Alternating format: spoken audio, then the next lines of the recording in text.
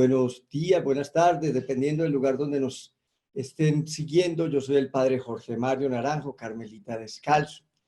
Y con mucha alegría quiero compartir con ustedes este espacio de encuentro, de formación, de reflexión. Yo soy de los que siempre digo que si la palabra de Dios no se convierte en palabra de vida para nosotros, sigue siendo o puede seguir siendo letra muerta, letra que no anima el corazón del hombre, pero mucho menos le da la dimensión para que el hombre camine mejores pasos y sea más feliz. Y hoy con un tema que me apasiona profundamente, la misericordia. El Papa Francisco tituló su libro El nombre de Dios es misericordia, y me parece que es un título extraordinario. Ahorita definiremos un poco qué es la misericordia. Y para eso me quiero adentrar en un texto en el capítulo 15 del evangelista Lucas. Yo quiero mucho a Lucas porque Lucas era un pagano, entonces Lucas entendió lo que era esto de misericordia cuando se sintió muy abrazado por la vida, por la fe, por el caminar en el Señor. Y este capítulo de manera muy especial nace con un contexto en el versículo primero, pero el texto propiamente que vamos a trabajar va desde el versículo 12 hasta el versículo 31. Pero quiero leer ese primer versículo donde Jesús está a la mesa con muchos publicanos, pecadores. Ni siquiera dice muchos como Mateos y Marcos, sino que él dice y todos en algunas de las versiones. Dice así: todos los recaudadores de impuestos y los pecadores se acercaban a escuchar. Los fariseos y los doctores murmuraban: este recibe a pecadores y come con ellos. Él le contestó con la siguiente parábola. Ante el comentario de los fariseos, que paradójicamente seguían tanto a Jesús, porque donde estaba Jesús estaban ellos tratando de encontrar motivos para acusarlo, detenerlo y eliminarlo, como al final sucedió. Que pasa es que ellos no sabían que la última palabra sobre nosotros no la tienen los hombres, sino el mismo Dios. Y él les contesta con 3 parábolas. La primera parábola que él les habla es la de la oveja perdida, de este pastor que sale y la encuentra. La segunda es la de la moneda perdida, esta mujer que barre toda la casa. Y la última, la que se conoce como la del hijo pródigo, pero como dijo bien Eduardo en la presentación de esta clase, es la del Padre misericordioso, porque el protagonista propiamente de la parábola no es el hijo, sino que es el Padre. Y esa parábola, esas 3 parábolas tienen la misma estructura. Algo que se pierde, que podría ser inclusive no tan significativo, que se encuentra y que produce una gran alegría a quien lo encuentra. Pues bien, vamos a adentrarnos entonces con el texto bíblico y lo vamos desarrollando a través de la clase, en el transcurso de la clase. Añadió: un hombre tenía 2 hijos. El menor dijo al padre: Padre, dame la parte de la fortuna que me corresponde. Él le repartió los bienes. A los pocos días el hijo menor reunió todo y emigró a un país lejano, donde derrochó su fortuna viviendo una vida desordenada. Cuando gastó todo, sobrevino una carestía grave en aquel país y empezó a pasar necesidad. Fue y se puso al servicio de un hacendado del país, el cual lo envió a sus campos a cuidar cerdos. Deseaba llenarse el estómago de las bellotas que comían los cerdos, pero nadie se las daba. Entonces, recapacitando, pensó: ¿y cuántos jornaleros de mi padre les sobra el pan mientras yo me muero de hambre? Me pondré en camino a casa de mi padre y le diré: he pecado contra Dios y te he ofendido. Ya no merezco llamarme hijo tuyo. Trátame como a uno de tus jornaleros. Y se puso en camino a casa de su padre. Estaba aún distante cuando su padre lo vio y se estremeció. Corriendo, se le echó al cuello y le besó efusivamente. El hijo le dijo: Padre, he pecado contra Dios y te he ofendido. Ya no merezco llamarme hijo tuyo. Pero el padre dijo a sus sirvientes: enseguida, traigan el mejor vestido y vístanlo. Póngale un anillo en el dedo y sandalias en los pies. Traigan el ternero cebado y mátenlo. Celebremos un banquete, porque este hijo mío estaba muerto y ha resucitado. Y se había perdido y ha sido encontrado. Y empezaron la fiesta. El hijo mayor estaba en el campo. Cuando se acercaba a casa, oyó música y danzas y llamó a uno de los sirvientes para informarse de lo que pasaba. Le contestó: es que ha regresado tu hermano, tu padre ha matado el ternero cebado porque lo ha recobrado sano y salvo. Irritado, se negaba a entrar. Su padre salió a rogarle que entrara, pero él le respondió: mira, tantos años llevo sirviéndote sin desobedecer una orden tuya, y nunca me has dado un cabrito para comérmelo con mis amigos. Pero cuando ha llegado este hijo tuyo, que ha gastado tu fortuna con prostitutas, has matado para él el ternero cebado.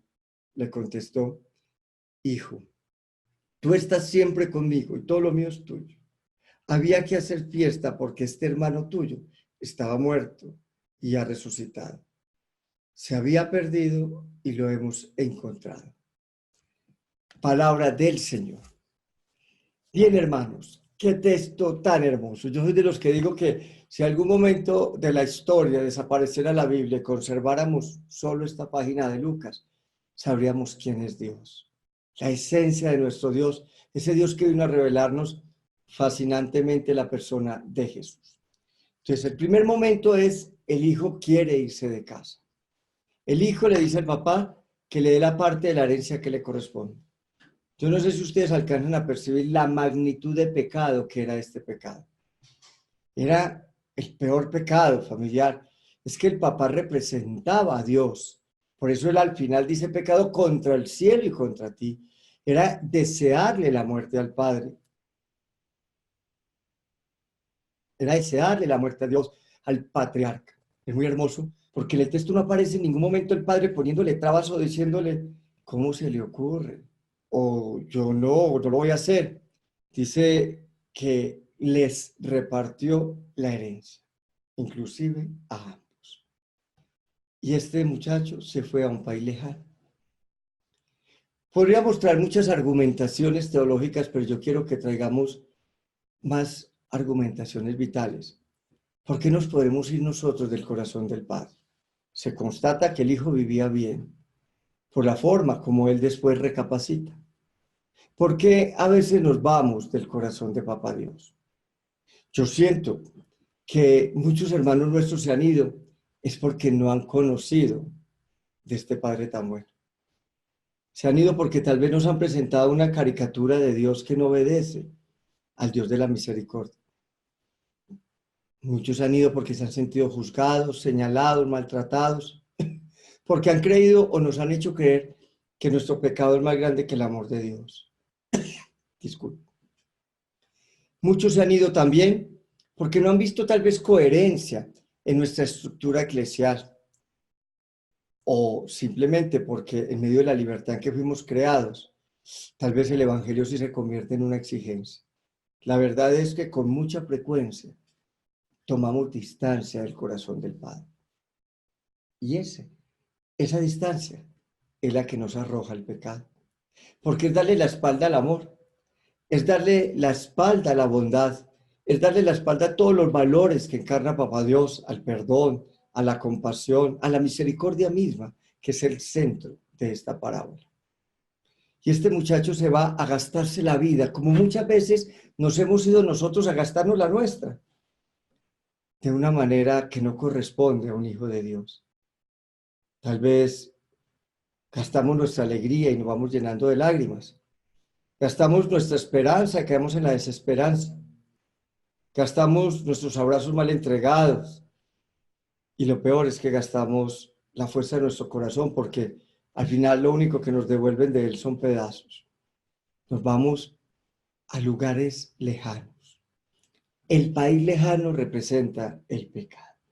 Estar lejos de Dios.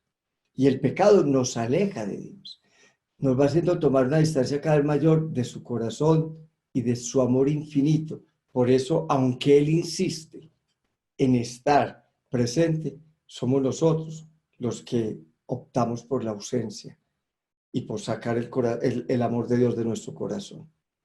¿Qué le pasa a este muchacho en ese país lejano? Lo mismo que nos pasa a todos nosotros con el pecado. Caemos en la indigencia. Caemos en la indigencia del amor, caemos en la indigencia de la esperanza, caemos en la indigencia de la alegría. Y empezamos a mendigar. Y lo más triste de esto es que nos vamos convirtiendo en mendigos de amor. Y por eso saltamos de brazo en brazo, de cama en cama, de relación en relación, tratando de que nos amen, de sentirnos significativos, de sentir que nuestra vida puede tener una fuerza diferente. Y empezamos a buscar en muchos lugares, tal vez la forma de volver a ser felices, porque perdimos la felicidad. ¿Acaso no nos hemos refugiado mucho en el tener? El afán por tener cosas, acumular y querer tener cada vez más dinero, más lujos. Igual, eso no garantiza que seamos felices. Suelo decir que hay gente tan pobre que no tiene sino dinero. O tal vez el poder, aniquilando al otro, poniéndole zancadilla al otro. O tal vez los conocimientos que me parecen interesantes, pero cuando yo estoy estudiando, preparándome para algo, no con el fin de ser mejor ser humano, sino tal vez de tener más cosas, más dinero y más poder, tampoco logro ser feliz. O la apariencia, bueno, tantas cosas. Este muchacho, como tú y yo, seguramente, en algún momento, nos fuimos para un país lejano. Y dicen que empezó el hambre en aquel lugar, una gran escasez. Y este hombre, mendigando, termina cuidando cerdos. Y aquí quiero hacer una aclaración. En un texto bíblico, que alguien cuide cerdos significa que está en lo más profundo del abismo. Recuerde que para el judío, y para el judío radical todavía, el cerdo es el animal más impuro. Recuerden cuando Jesús arroja a esos demonios, esa piara de cerdos. Y de hecho muchos de ellos no comen carne de cerdo. Este hombre termina cuidando cerdos, cuidando la impureza, metiéndose en lo más impuro. Y era tanta su indigencia que le provocaba comer las bellotas, en otra tradición dirá las algarrobas, que le tiraban a los cerdos, pero nadie se las daba. Eso es el pecado de nuestra vida. Nos vamos del corazón de Dios y terminamos en lo más impuro y mendigando, inclusive lo más pobre que es con lo que alimentan unos cerdos, unas bellotas, unas algarrobas. Pero aquí viene un punto importante. Este joven cayó en la cuenta. Hay versiones y traducciones distintas. Entró en sí, cayó en la cuenta. Este hombre hizo un silencio interior y recordó.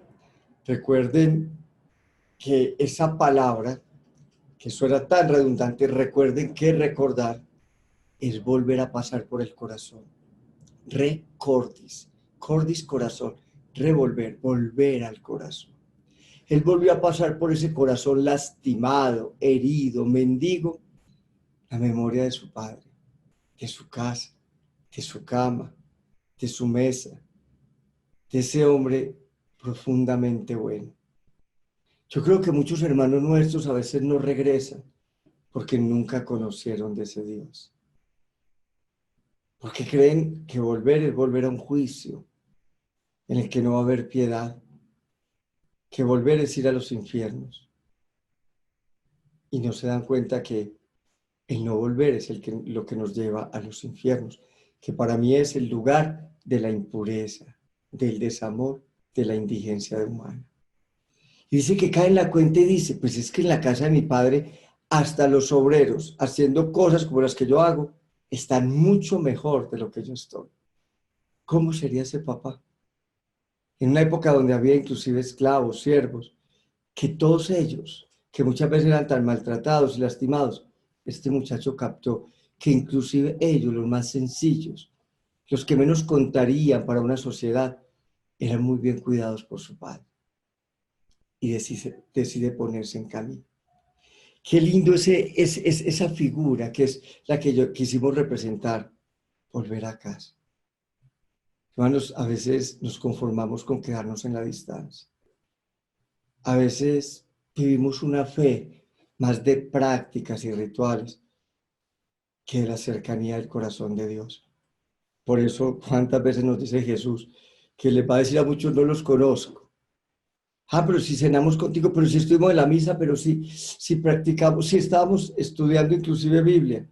Y dice, sí, pero estaban tal vez cerca de mí, pero lejos de mi corazón. Este muchacho se puso en camino. Y por ese camino es un itinerario de acercarse, de volver al amor, de dar pasos en la dirección correcta, de retomar el camino. Él sabía dónde quedaba su casa. Él sabía de dónde había partido. Él sabía el lugar que había abandonado. ¿Cómo sería de bueno este papá que este muchacho no hizo reflexiones que lo frenaran? Pudo haber hecho reflexiones como mi papá me va a cobrar, me va a sacar en cara, yo me gasté su herencia, yo le deseé la muerte. No, lo único que movía el corazón de este hijo era conocer el corazón de ese padre. Y eso yo creo que es lo que tiene que mover a todos los hombres de fe, y a eso vino Jesús. Si la intención de esta parábola es comunicarnos quién es el Padre, nos lo está comunicando, legitimándolo Jesús con su propia vida. Porque es que ni siquiera muchas veces se acercaron a Él. Fue Él el que se acercó a aquellos que nadie se acercaría. Y este muchacho se pone en camino y dice el texto que cuando aún está en la distancia, lejos, el Padre lo ve venir. Ustedes se imaginan la escena de todos los días de este padre. Pues la escena con ese hijo y contigo y conmigo. Es que Dios es un padre que nunca se resigna a perder a sus hijos. Nunca se resigna a perdernos. Y por eso yo cuando hablo de la fe, digo que ese es el momento más lindo de la fe. Porque la fe, el primer momento es creer en Dios. Igual no sirve para mucho, como digo yo, porque inclusive quienes tanto lastiman creen en Dios. Un segundo momento más importante es creerle a Dios, que a veces dudamos de que Él tenga el poder de perdonar, de amar, de sanar, de restaurar vidas, de sanar corazones.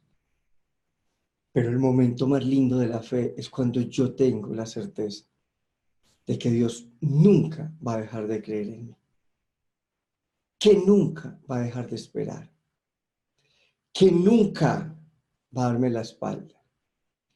Y este viejo hermoso, fascinante, yo quiero que nos metamos en esa escena. Descubre en la distancia, muy lejos, que ese era su muchacho. Lo conocía de memoria.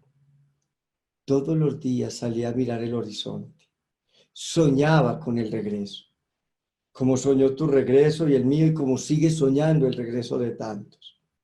¿Para qué? Para lo que nos han dicho. Para lastimarnos. Para dañarnos. No. Esa no es la actitud de un padre que ama a sus hijos.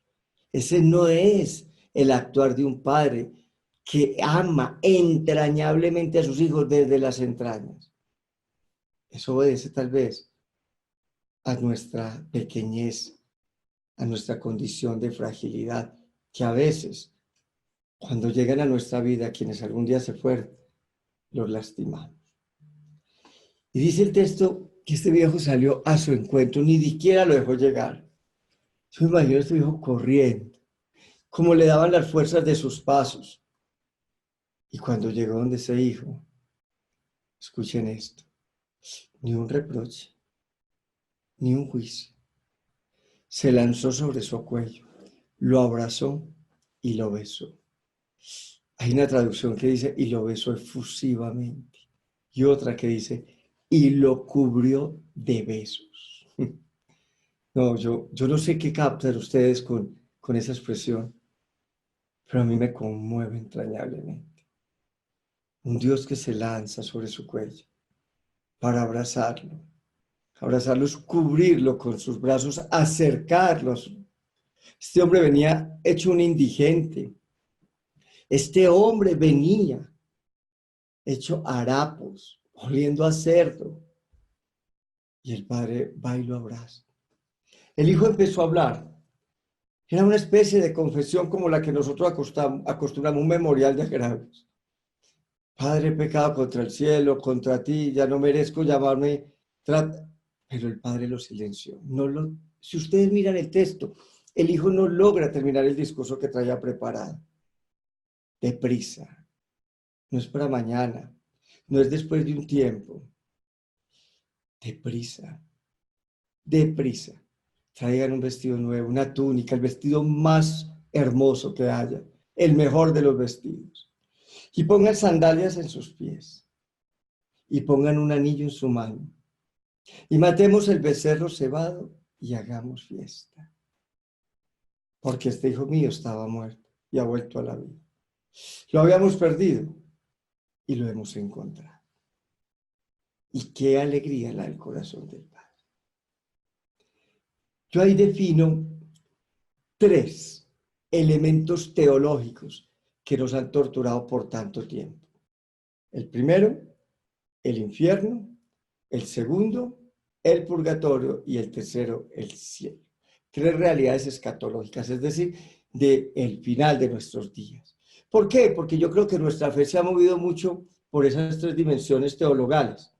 ¿Cuántos de nosotros no hemos creído por miedo al infierno? ¿Cuántos de nosotros no hemos creído por miedo a un purgatorio? ¿Y cuántas de nuestras oraciones no van en esa línea?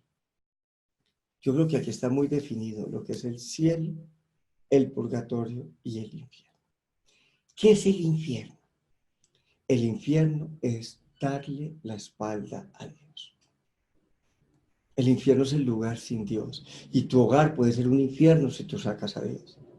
Y tu vida puede ser un infierno si tú sacas a Dios.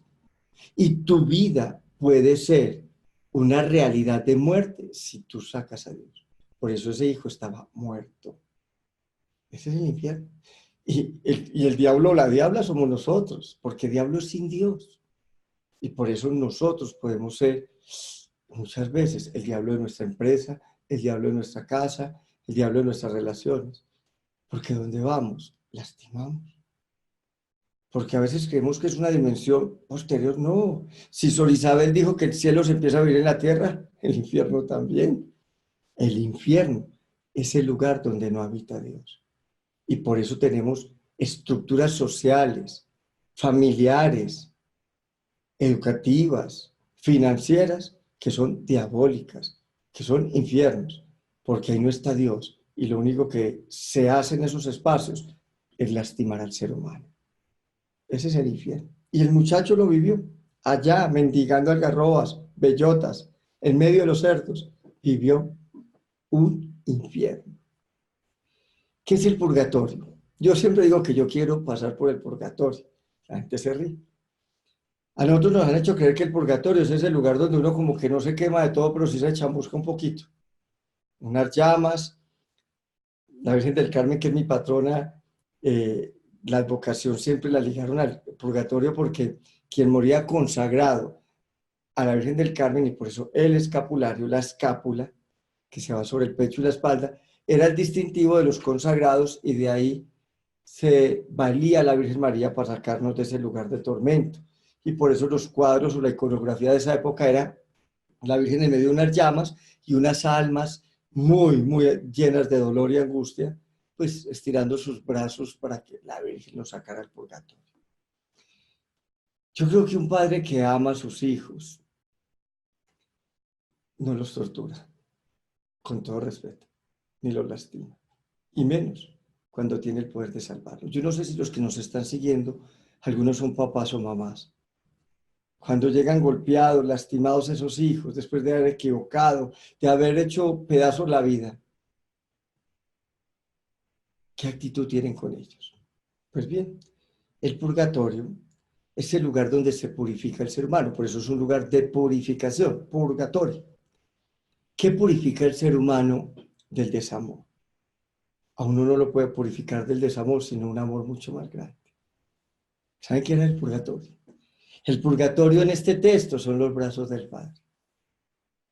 A esos brazos llegó un indigente hecho harapos y salió un hijo revestido, con un vestido nuevo. Llegó como esclavo, ya no merecía ser hijo, y salió con un anillo en la mano que le decía: tú eres mi hijo, mi elegido.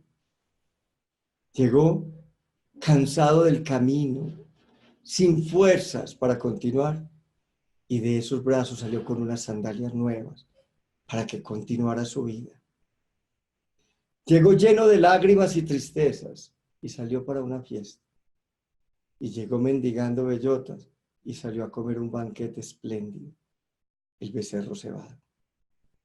Es en los brazos de Jesús, es en sus brazos, es en los brazos del amor de Dios, que es el Padre, en su Hijo Jesús, donde nosotros restauramos nuestra vida. Ahí es donde se purifica nuestro ser. Por eso del costado de Cristo brotó sangre y agua, y ese es el bautismo. Porque en Cristo todos los días podemos ser nuevos. En Cristo son nuevas todas las cosas. De ese costado brota la posibilidad de un amor que lo transforma todo. Absolutamente todo. Y ese es el bautismo. El bautismo es todos los días, que desde el abrazo del Padre empezamos a vivir como verdaderos hijos, donde se nos nota permanentemente esa genética divina, ese don de Dios. Y el cielo es el banquete, el cielo es la fiesta, el cielo es Dios. Y saben, es el lugar para todos nosotros, porque el cielo nunca será un premio, será un regalo. ¿De quién? De quien nos ama, como nadie nos ha amado y como nadie nos va a amar. El único que tiene el poder de amarnos con un amor infinito es nuestro Padre. Y bien, ahí aparece la escena del hijo mayor. Viene del campo.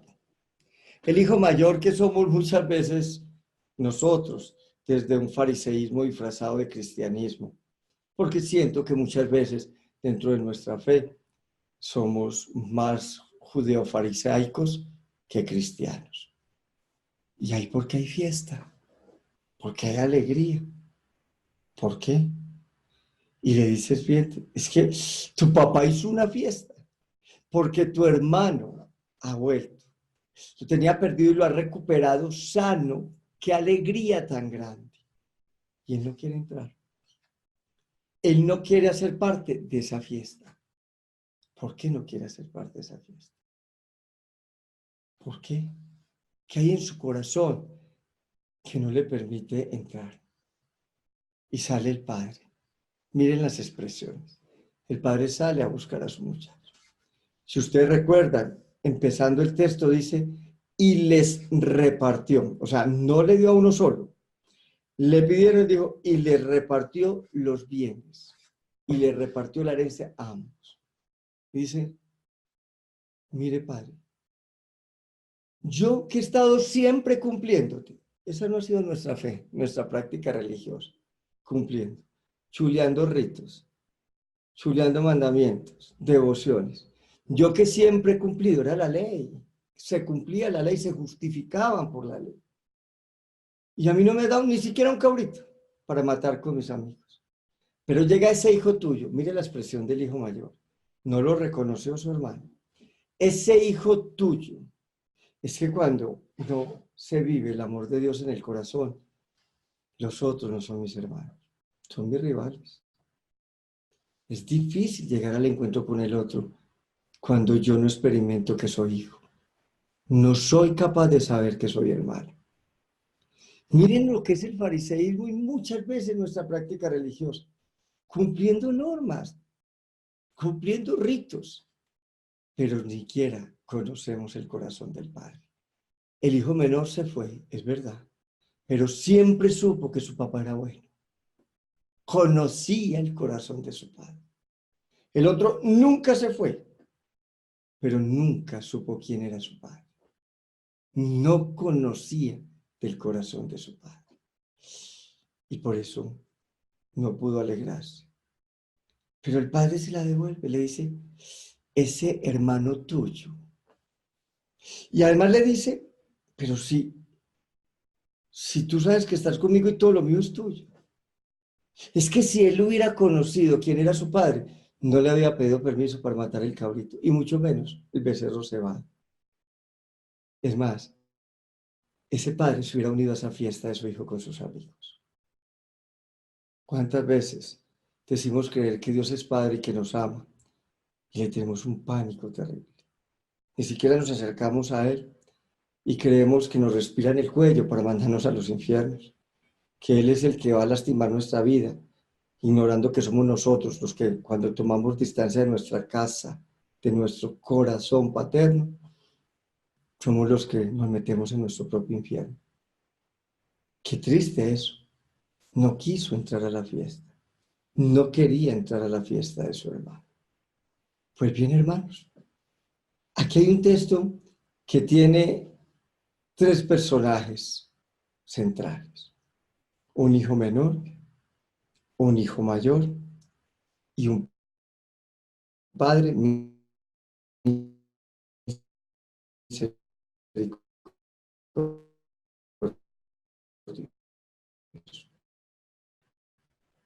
¿Qué nos puede? Nos vayamos, Padre, ya sabemos qué le pasa a nuestra vida con el pecado.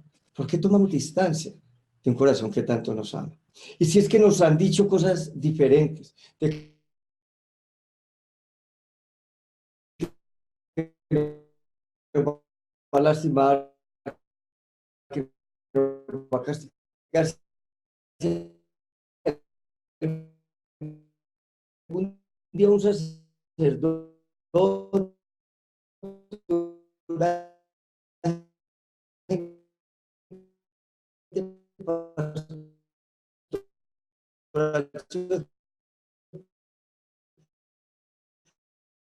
atrevido a este pecado, perdón,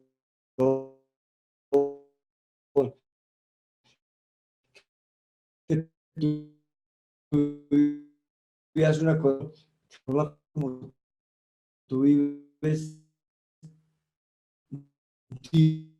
Dios para te ser, con cada una de tus heridas, es Él. Nunca dudes del amor infinito de Dios, de su misericordia infinita. Ojo, infinita quiere decir que no tiene límite. Si Dios dejara de perdonar uno solo de tus pecados y dejara de amar a uno solo de sus hijos, dejaría de ser Dios. Ontológicamente no lo podría hacer. Y mire dónde nos ama. Nos ama en la miseria. Y esa es la misericordia. Misericordia es cordis miseris. Corazón, amor con la miseria humana. Es que nos amen en la virtud es muy fácil. Que nos amen en los aciertos es muy fácil. Que nos amen cuando nosotros no hemos fallado es muy fácil. Amar a un papá que nunca se equivoca, facilísimo, pero es que equivoca. Amar a una mamá, amar a un hijo, amar a un hermano, amar a una pareja, amar a un amigo, que no fallen, es muy fácil. Pero amarlos en su miseria. Ese es el amor de Dios. Pues bien, ¿para qué nos vamos a ir de ese amor? Para terminar mendigando amor, mendigando alegría, mendigando esperanza. No, no tiene ningún sentido. Entonces la primera invitación de la parábola es, no se te ocurra irte de casa. No se te ocurra irte de esos brazos. Ahí estaba la camita tendida. Ahí estaba el puesto en la mesa. Y está el tuyo y el mío. Y lo más hermoso es que hay una túnica de tu tamaño y de mi tamaño. Y hay un anillo para cada dedo. Y hay unas sandalias de tu talla y de mi talla. Y siempre habrá un becerro cebado. Y siempre habrá fiesta. Por eso hay tanta alegría en el corazón de Papá Dios. Cuando tú vuelves después de tu pecado, tu mirada hacia Él. A veces creemos que es más grande nuestro pecado que su amor. Por eso lo primero que vamos a confesar es que Dios nos ama. Yo vengo donde usted, Padre, a pedir el sacramento de la reconciliación porque yo sé que Dios me ama. Y yo también lo amo. Y quiero amarlo cada día más. Entonces, primera invitación de este texto hermoso. No te vayas de los brazos de Papá Dios. No te vayas de sus brazos. Hay una segunda invitación y es, saca de tu vida el fariseísmo judaico. No se te ocurra a ti hacer un camino donde prime la ley, la norma, la discriminación, el señalamiento. Porque tú y yo podemos actuar de la misma manera. Y está porque la cogen en la iglesia. Y está porque se acerca a comulgar. Y esta persona porque es que Dios tiene corazón de padre para todos sus hijos.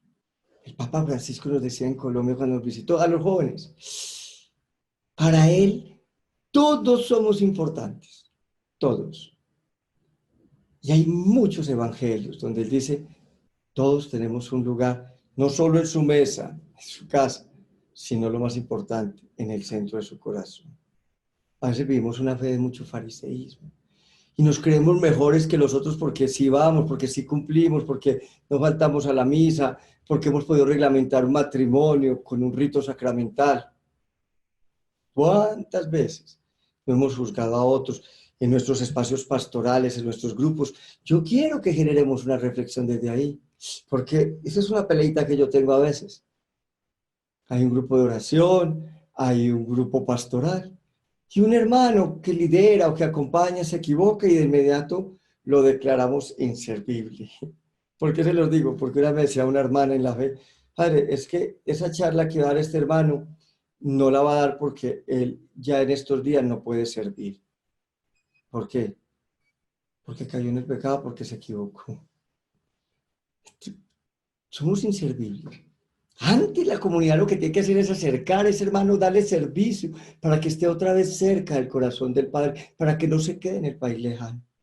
Muchos de nuestros hermanos están en países lejanos, no se acercan al corazón de Dios por lo que nosotros les hemos dicho como agentes de pastoral y de evangelización. ¿Cuántas mamás condenando a su hijo por situaciones en las que ni siquiera ellos pueden responder o son culpables? Condiciones de vida, condiciones sexuales, condiciones sociales que los marginan. ¿Cuántas veces no hay juicio sin misericordia sobre la pareja porque falla, sobre el amigo porque traiciona? Pues bien, ese es el hermano mayor. Ese es el fariseísmo judaico de la época. Ese es el que no es capaz de reconocer a su hermano y unirse a la fiesta. Ese es el que puede evitar que su hermano menor se vaya de casa. Y no se trata de estar cumpliendo, sino de acercarnos cada vez más al corazón de ese Padre para conocerlo en profundidad. Es otra invitación de la parábola, a que ni tú ni yo actuemos como hermanos mayores y que a nuestra iglesia le quitemos ese rostro de hermano mayor, porque a veces obramos de esa manera. Y nosotros, a veces como sacerdotes, cuando negamos una absolución, cuando damos la espalda a una persona que ha caído en el pecado, cuando juzgamos o señalamos pecados graves que ocurren, y en lugar de ser hermanos de verdad, somos capaces de decirle a Dios, ese hijo tuyo, yo no me uno a esa fiesta. Pero viene una tercera invitación de la parábola que es la invitación central. La intención de esta comunidad lucana era esa, era que todos nosotros actuáramos como el Padre misericordioso, que todos nosotros tengamos un corazón de misericordia, un corazón que ama la miseria humana. Miren ese pasaje más adelante, de este mismo evangelista Lucas, cuando está ese publicano y ese fariseo. El fariseo dentro del templo diciéndole, Señor, gracias porque yo sí pago el diezmo, yo sí cumplo, como este hermano mayor, yo nunca me he ido. No soy como ese publicano, y señalaba la puerta. Un publicano que ni siquiera se atrevía a entrar al templo. Yo siquiera que no soy como ese. Y decía el publicano, Señor, ten compasión de mí. Él sabía que el corazón de Dios es compasivo. Y Jesús pregunta, ¿y quién se fue más justificado? Aquel que reconoció que la gracia viene de Dios, que nosotros no somos los protagonistas de esta historia, sino Dios actuando en nuestro corazón, que no nos justificamos por la ley, sino por el amor de un Padre que inclusive entrega a su Hijo en lo alto de una cruz para gritarnos desde lo alto de esa cruz, los amo, los amo. Hasta acá, hasta allí, no, hasta el extremo. Tengamos el corazón del Padre. Es que tú hoy puedes ser el que corres a abrazar a ese papá y a cubrirlo de besos, que ha fallado tanto.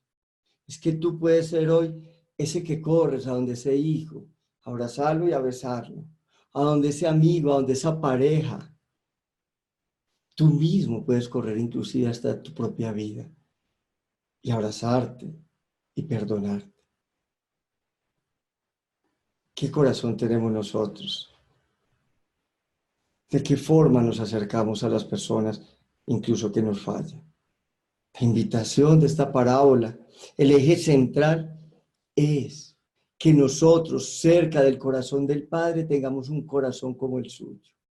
A todos, Papá Dios nos dio un pedacito de su corazón capaz de amar como Él nos ama. Y tú puedes hacerlo. Solo identifica a esa persona a la que no solo sacaste de tu casa o de tu vida, sino también de tu corazón. Y si no te es posible estar cerca de ella, ahí en tu corazón la vas a abrazar. Y con un beso profundo, como el que Dios ha dado a tu vida, tú puedes sanar esa herida y perdonar esa historia. ¿Y sabes para qué? Para que nos convirtamos todos nosotros en instrumentos de salvación. Esa es la parábola. ¿Qué salvó al hijo pródigo? ¿Qué salvó al hijo equivocado? Lo salvó el amor. Lo único que salva al ser humano es el amor. Y tú y yo tenemos el poder de salvar a muchos cuando los amamos. Porque cuando uno ama a esa persona tan equivocada, esa persona deja de ser un enemigo en tu vida y se convierte en tu misión de amor. Solo ubica a esa persona en tu corazón y empieza a amarla. Amarla con todas las fuerzas. Y amarla no significa muchas veces lo que a veces hemos creído, la reconciliación. No siempre sale la reconciliación. Porque por una persona que pasó por tu vida lastimándote mucho, tú no te puedes volver a acercar del todo a esa persona, porque podrá seguirte lastimando. Y en lugar de contribuir, tú estás haciendo que esa persona siga siendo una mala persona. Pero sí la puedes abrazar en tu corazón y guardar sobre ella, sobre esa persona, buenos sentimientos. Y orar y bendecirla y entregársela a Dios para que la ilumine y la guíe. Tú puedes salvar y yo puedo salvar y todos nos convertimos en instrumentos de salvación. Y así, esta es una historia de salvación. La historia humana es la historia de Dios salvando a los hermanos a través del amor que ha puesto en cada uno de nuestros corazones. Yo me he preguntado mucho, antes de abrirles un espacio para ver quiénes quieren hacer alguna pregunta sobre lo que hemos reflexionado, ¿cómo sería la vida del hijo menor después de que volvió a casa? Yo creo que nunca se quiso volver ahí. Yo creo que todos los días quería estar abrazando a ese viejo, diciéndole gracias, consintiendo. Tal vez tú y yo hemos vuelto a casa. Y eso es la contemplación. La contemplación es cuidar de esa experiencia de amor en nuestro corazón. Abrazarnos fuertemente a Él. ¿Saben por qué amo tanto esta parábola? Porque ese hijo pródigo en algún momento fui yo. Porque algún día en mi juventud quise vivir en un país lejano y sacar a Dios de mi vida tal vez por cosas que me habían dicho de Dios, con las que yo no compartía, pero es que era todo tan falso. Era una caricatura tan mal hecha. Porque yo no podía creer que un Dios pudiera lastimar a sus hijos y desearles el mal y probarlos y ponerles zancadilla. Porque cada que algo malo ocurría, me decían que era voluntad de Dios. Y yo decía, entonces, ¿quién es Dios? Si mi mejor amigo se murió porque Dios lo quiso. Si mi sobrina se murió porque Dios lo quiso. Si mi hermana se enfermó porque Dios lo quiso. Entonces, ¿quién es Dios? Y después entendí que nada de eso sucedió porque lo quería, sino porque hace parte de la fragilidad humana, porque somos pequeños, porque somos criaturas. Que lo único que él había hecho era abrazarme en cada uno de mis dolores, darme la fuerza para seguir avanzando, y que esos seres que la muerte se quiso llevar, él los había arrebatado para mí en el cielo, y que desde el cielo me seguían acompañando, y seguían siendo mi gran amigo y mi sobrina entrañable, y que un día nos íbamos a volver a abrazar, para nunca más separarnos en él. Esa fue mi historia. Y cuando yo descubrí que ese Dios me abrazaba, a pesar de una historia en la que yo había renegado de Él y le había dado la espalda, ese día me sentí hijo profundamente amado. Y por eso quise que muchos lo conocieran. Y creo que ahí se empezó a gestar mi vocación, porque yo quiero que muchos, más que conocer cosas de iglesia y doctrinas como las que nos han entregado, que muchos experimenten ese abrazo y esos besos, como yo los he experimentado. Pues bien, hermanos, yo sí quisiera que ustedes y yo nos comprometamos a ser esos instrumentos de salvación y a tener un corazón como el de nuestro Padre, capaz de amar como Él nos ama. Abro un espacio, unos minuticos que nos quedan, algo así como 10 minutos, porque quisiera escuchar inquietudes, preguntas que tengan, aparte de la reflexión que hemos hecho con este texto tan bello. Todo ese capítulo 15 de Lucas, todo ese evangelio, todos los evangelios, donde nos muestran un Dios tan hermoso, tan fascinante, tan loco de amor por cada uno de nosotros. Padre, dice la gente, muy hermosa reflexión. Erika nos dice, al sentirnos amados por el Señor, podemos ser instrumentos para otras personas. Muy hermosa reflexión, dice Pedro Rodríguez, del Evangelio y la tuya. Alejandra nos dice, Padre, yo creo que esos momentos donde nos sentimos amados son tan perfectos que no queremos salir de ese lugar, de ese abrazo, de esa oración. Ese abrazo en cada dolor, en cada alegría de la vida, nos hace ser los hijos de Dios. Gracias por transmitirnos el amor de Dios a través de su humor, de su voz y de sus enseñanzas. Sergio nos pregunta, ¿en qué libro puedo profundizar esa realidad del amor de Dios? ¿Cuál libro ha escrito, Padre? Le preguntan. Entonces ya ahorita retomamos esa pregunta. Pero quisiera, Padre, con este comentario que nos hace Erika y Alejandra también, ¿cómo usted nos podría hablar un poco más de sentirse amado para dar amor? ¿Hay que esperar sentirse amado o uno da pasos de una para amar a otros entre esas dos direcciones del amor? Si nos puede dar, Padre, su reflexión. Que, a ver, cuando uno se va acercando al corazón de Dios, el amor es inmediato. Es caer en la cuenta de que soy una criatura perfecta, que Dios no hace equivocaciones, que Dios me ama como soy y que me da la capacidad de todos los días ser mejor en su amor.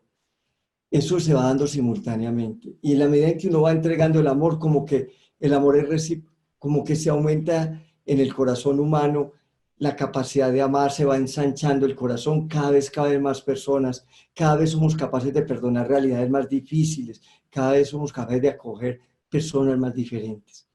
Yo siento que es Dios el que va haciendo la tarea a través del corazón del hombre. No olviden que el protagonista es Él, que nosotros somos esas estrellas en sus manos. Yo la otra decían que nosotros llevamos, como decía Pablo, un tesoro en vasijas de barro. Nosotros a veces nos quedamos toda la vida cuidando la vasijita para que no se rompa y se nos pierde el tesoro. No, hay que cuidar ese tesoro, la experiencia del amor de Dios en nuestro corazón, porque así la vasija esté un poco rota, no deja de ser tesoro y no deja de enriquecer nuestra vida y a través de nuestra vida, la vida de los otros. Y para el que me preguntaba por dónde más profundizar, yo siento que las Sagradas Escrituras están llenas de estas experiencias de un Dios que se acerca al que está paralizado, al que está de alguna manera lleno de dolor, angustia, enfermedad, tocando, sanando, ese Dios transeúnte del que hablaba San Agustín, temo a Jesús transeúnte. Pero hay un libro muy bello de Nowen.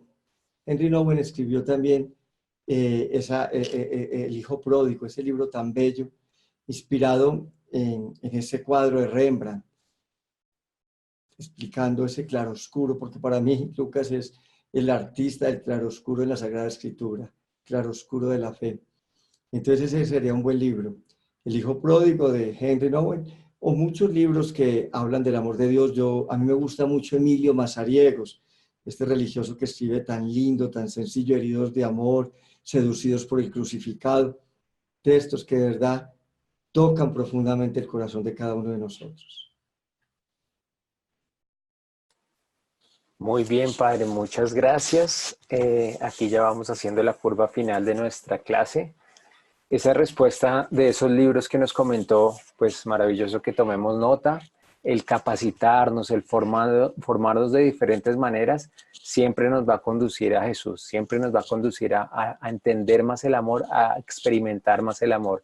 Y por supuesto, como usted lo dijo, Padre, estudiar la Biblia.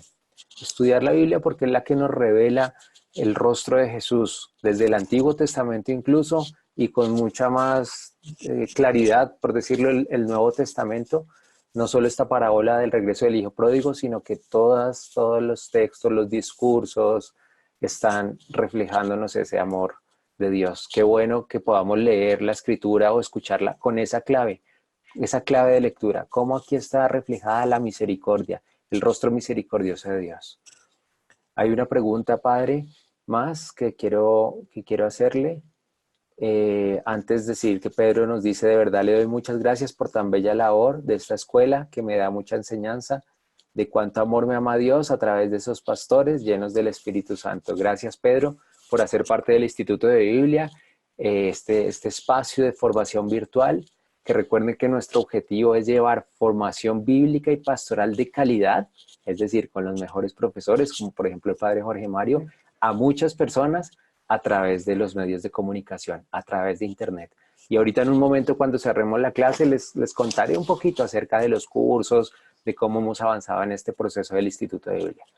Pero entonces cerremos con esta pregunta que dice Alejandra. Padre, ¿qué consejo le podemos dar o qué palabra concreta para las personas que sufren por pérdidas afectivas? A ver, yo siento que amar siempre es una aventura. Y amar es una cuestión que yo decido libremente, pero que también depende de la decisión del otro. Los duelos hay que vivirlos. Yo soy de los que digo, si hay que llorar, lloramos. Pero hay dos cosas fundamentales: Dios y el tiempo. Aferrarnos a Dios, porque a veces nos aferramos a la persona que nos genera más dolor y ahí sí que nos volvemos mendigos de amor. Dios, Dios en la oración. Aunque haya lágrimas, Señor, aquí estoy, restaura mi vida, retómame la Eucaristía, acercarnos y aferrarnos a ese papá que no nos va a dejar caer del todo, que nos va a levantar y que nos va a fortalecer. Y el tiempo dentro de un proceso de duelo que todos tenemos que hacer, porque además depende de la magnitud de la pérdida que tengamos. Padre de amor, de infinita ternura, yo te quiero dar gracias por esta escuela de evangelización, por cada una de las personas que hoy estuvieron en esta clase, sus familias, sus proyectos, sus dolores, sus realidades. Acógenos en tu corazón, abrázanos como ese hijo pródigo y llénanos de tus besos. Hoy queremos vivir en tu presencia y ser tu presencia para los demás. Para todos, tu gracia, tu amor y tu bendición, en el nombre del Padre, el Hijo y del Espíritu Santo. Amén.